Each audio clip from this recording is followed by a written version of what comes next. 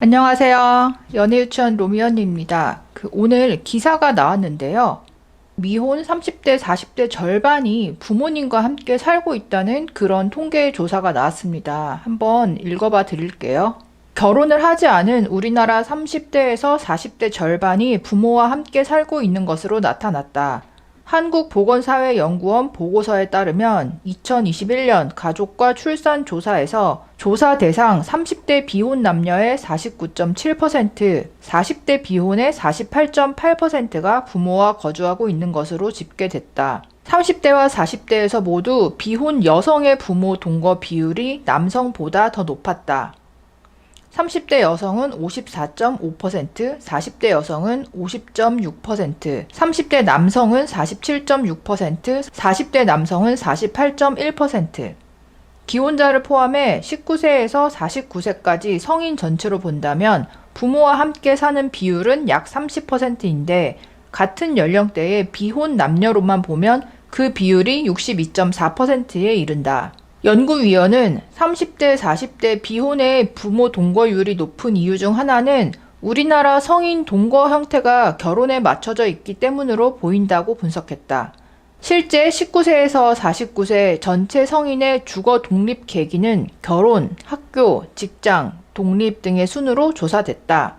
결혼 36.4%라는 계기가 없던 비혼 성인들은 학교 45.9%나 직장 28.5%를 위해 이동해야 하는 경우에 주로 부모님의 집을 떠났다.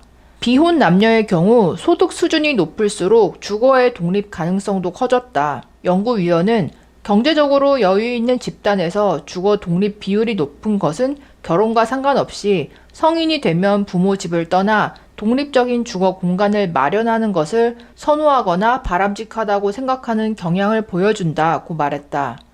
이번 조사는 보건사회연구원이 지난해 19세에서 49세 남녀 1만 4천여 명을 대상으로 가족과 출산 조사 결과를 바탕으로 나온 결과다. 비혼 청년 30대, 40대 절반이 부모님과 아직 함께 살고 있고 남자보다는 여자가 그 비율이 높다. 이런 결과인데요. 이것 때문에 현재 미혼 남녀들이 결혼하기가 더 어려운 측면이 있다고 생각하는 게요. 사실 지금 20대, 30대 분들을 봤을 때는 부모님과 함께 사는 생활 수준이 어느 정도 보통 이상이 되는 경우가 많고, 그리고 학교나 직장 때문에 어쩔 수 없이 혼자 나와서 원룸에 산다. 이런 거는 감수하고 버틸만 하지만 이 결혼이라는 거는 독립해서 다시 들어오지 않고 계속 살아가는 건데 그때 주거 환경이 내가 모은 돈, 상대방이 모은 돈을 합해도 삶의 질이 떨어진다. 동네가 더 안 좋은 곳으로 가야 된다.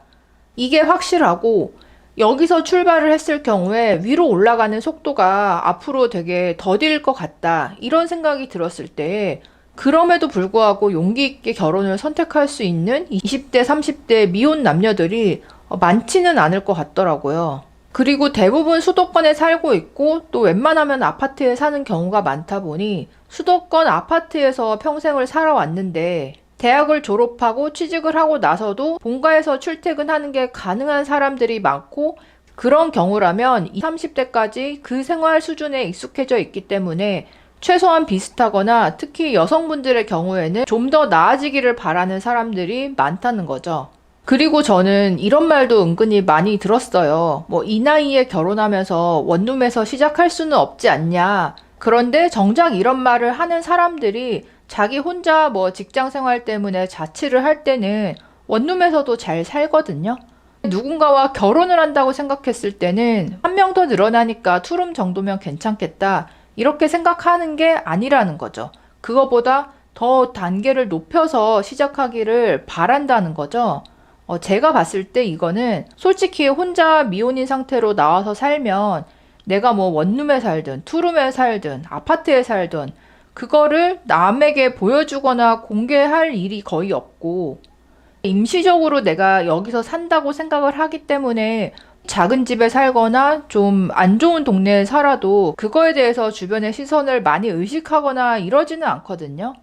그런데 솔직히 결혼을 하게 되면 그 결혼이라는 건 전체 공개이고 반드시 신혼집에 대해서도 어느 동네에 어떤 집에 살고 있다는 거를 주변 사람들한테 밝힐 수밖에 없고, 또 집들이 하면서 초대를 하고, 원룸, 투룸에서 시작한다면 이 자체가 뭐 내가 불편한 것도 있겠지만 이거를 전체 공개해야 되니 거기에서 느껴지는 민망함, 부끄러움 이런 것도 한편으로는 큰 거죠.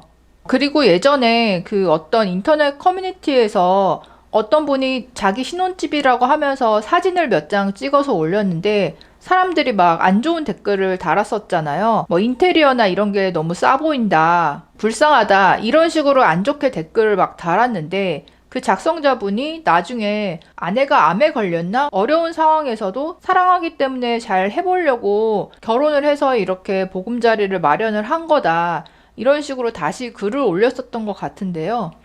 어찌 보면 돈이 별로 없는 20대, 30대가 만나서 본인들 힘으로 시작을 했을 때는 그런 곳에서 시작하는 게 당연한 것인데도 불구하고 이 같은 또래조차 그렇게 시작하는 사람들을 내려치기 하거나 불쌍하게 보는 이런 시선들이 상당히 많다는 거죠.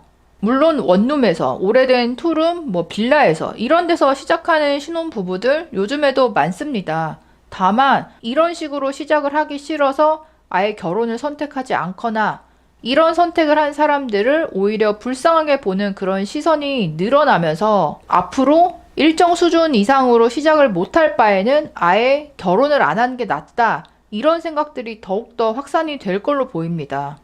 그래서 수도권에서 아파트에서 부모님과 함께 살던 미혼 남녀가 결혼을 통해서 생활 수준, 주거 환경이 더 낮아지면서 시작을 하는 거에 대해서 감당할 수 있는 자신이 없고 그렇게 사느니 그냥 지금처럼 살겠다.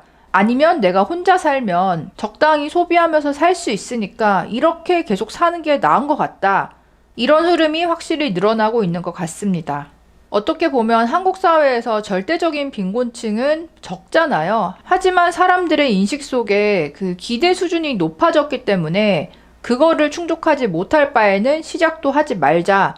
이렇게 생각하는 게 이 결혼의 문화에서도 많은 영향을 미치고 있는 것 같습니다. 결혼을 하지 않은 30, 40대 절반이 부모님과 살고 있다는 이 통계, 그리고 이들이 결혼을 선택하지 않는 이유, 여러분들은 어떻게 생각하시나요? 댓글로도 의견 남겨주세요. 그럼 다음에 또 만나요. 안녕.